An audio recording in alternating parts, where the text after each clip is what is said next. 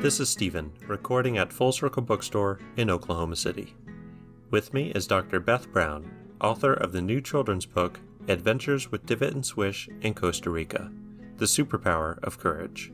It's the first book in a series meant to interest children in sports and physical activities, and illustrate how both can instill important values.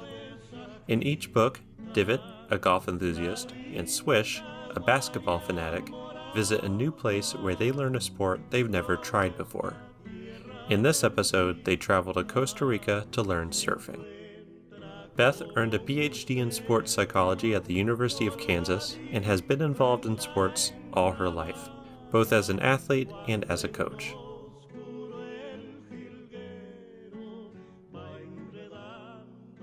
Beth, thank you for taking the time.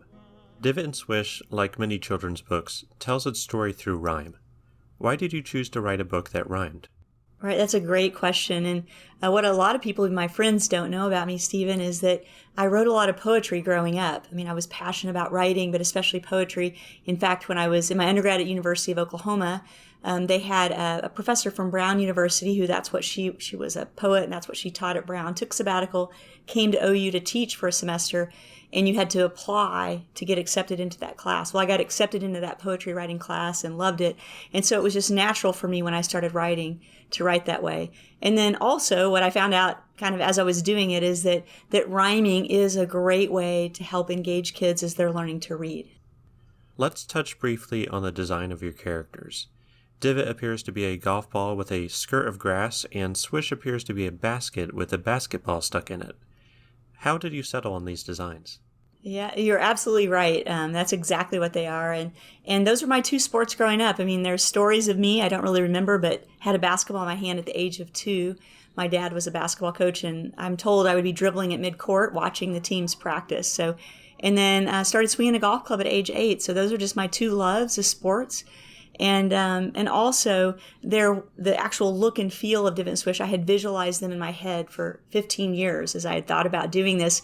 And some people may know Charlotte Strickland is a local illustrator here in Oklahoma City, and she was able to bring Divot and Swish to life. This book is about surfing, but it's also about courage and overcoming fear. Divot and Swish's surfing instructor, Sammy, stresses the importance of doing it scared. Could you unpack the meaning of that phrase? Sure, and I'd like to start just by reading a couple of paragraphs from the book, and then I'll elaborate on that a little bit if that's okay. Yeah, so Sammy also goes on to say, you'll learn that surfing is fun and courage it grows, not from doing it right, but from doing it slow. Starting with small waves that lead to success, you master them first before you go to the next. So I think that starts to get you thinking about what Sammy is talking about is courage. So we're not saying go out there and get kids in positions where they're not safe or they can get hurt or injured or that sort of thing. What we're saying is put them in situations to encourage them to stretch. We know that kids grow and develop best, especially with sport and physical activity, when you just kind of push them one level beyond where they're at. So encourage them to get out of their comfort zone, try something new, do something they might think is hard. And then in addition, another way that you might think of courage, we don't often think of it as, is this idea of moral courage. So having the courage to do the right thing. I found it interesting that on their first attempt at surfing, Divot and Swish don't both succeed. Divot makes it to the shore, but Swish loses his balance and falls. Is there significance in that? Yes, because often we base success on outcomes. Our society tends to be very outcome-based, and especially if you look at sports, like who won the game, who won the tournament, who won the match. And so this idea that you don't have to, quote, succeed in terms of outcome, which in this case is getting to the shore, standing up, right? So one of them fell, but still overcame their fear, got on the board, tried something new. And so this idea that we can be successful by challenging ourselves and the process of overcoming our fear is winning. So failure is not falling, failure is learning in this case. Why did you choose to convey this message through a story about sports? Yeah, well, you've probably seen from my background, Stephen, sports is a big part of that, as I mentioned, starting, ages 2 and 8 with golf and basketball, and all the way through. I love being here in Oklahoma because I got to be on a golf scholarship at Oklahoma, and I say I sat on the bench in basketball, but I did play both. And then fast forward to, in recent years as a professional, earning my doctorate in education with an emphasis in sports psychology, and then also being an LPGA teaching professional. I don't give golf lessons these days, but I do like to coach adults who are coaching kids. And so, sport has run through all of that. But on a broader scale, sport is just this great environment to teach, if you want to call it core values, teach life skills, life lessons, or superpowers, as I like to call them. It's this great environment for that. But it's not guaranteed. We need to be intentional. I think you and I probably both know, not us, of course, right? But somebody who's maybe a character. They're not developing character through sports. Coaches, adults, other people who don't always act, automatically with courage or with integrity or with sportsmanship. And there's this great quote that I love. Even Nelson Mandela talks about it. He says, sport has the power to change the world. It has the power to inspire. It has the ability to unite people like nothing else does. So not only my own experience, but also just sport being this incredible opportunity to help young people develop life lessons through sports with intentionality and modeling by us as the adults. Building on that, why did you choose surfing as the first sport that Divot and Swish learn about in your series? Yeah, that's a great question because, why not golf? Why not basketball? But of course, they're the main characters. And so, actually, this is from my own experience. I actually was in Costa Rica a few years back, and I'd always wanted to surf. All my life, it was on my bucket list to do, and I was afraid. And I actually took a surfing lesson in Costa Rica. And so this experience, Costa Rica and surfing, are based upon my own experience where I had to overcome my own fear. I quite like the setting of Costa Rica. In every scene in the water, it's shown to be teeming with fish, crabs, turtles, all manner of marine life. I think your illustrator Charlotte did a good job conveying just how alive the ocean is.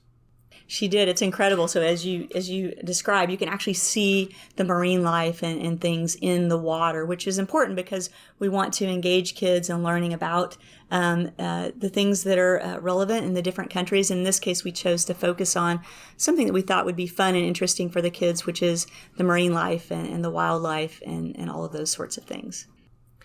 Looking to the future, what other sports might Divot and Swish tackle? And do you have more exotic locales in store for them? I have a lot of things planned and laid out, but nothing is written in stone, except I know the next book, they will meet a human friend that's a girl, a young lady.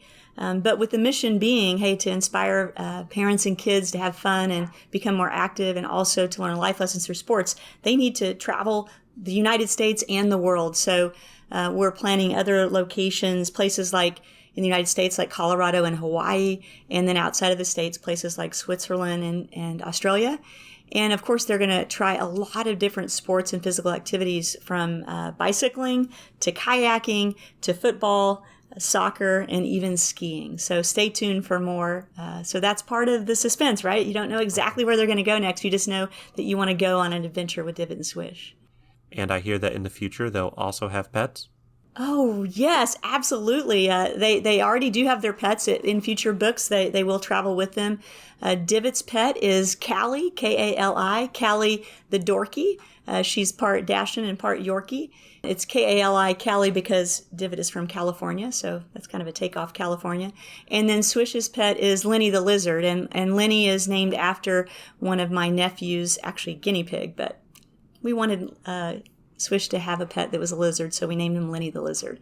So they will be going on all the adventures, and you'll start to see them in some of Charlotte's artwork that's actually already on social media and also on the website.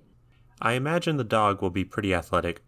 We'll have to wait and see about the lizard. Well, this is coming at the request of lots of kids, not just my nephew, so we'll have some fun with it. So we wanted to have diversity, not just in Divot and Swish and the friends they make and where they go, but also in their pets. So, there were votes for a cat, a dog, and a cat, but I went with the dog and the lizard. Beth, once again, thank you for speaking with me, and congratulations on your book. Thanks, Stephen, and thanks to Mr. Tolbert and the Full Circle Bookstore.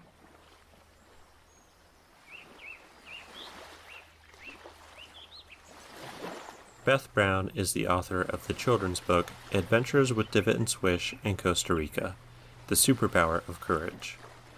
It is available for purchase now at Full Circle Bookstore. On April 17th at 10:15 a.m., Beth will join us for story time, when she will read her book for the children and lead them in activities. To learn more, you can visit adventureswithdivotandSwish.com.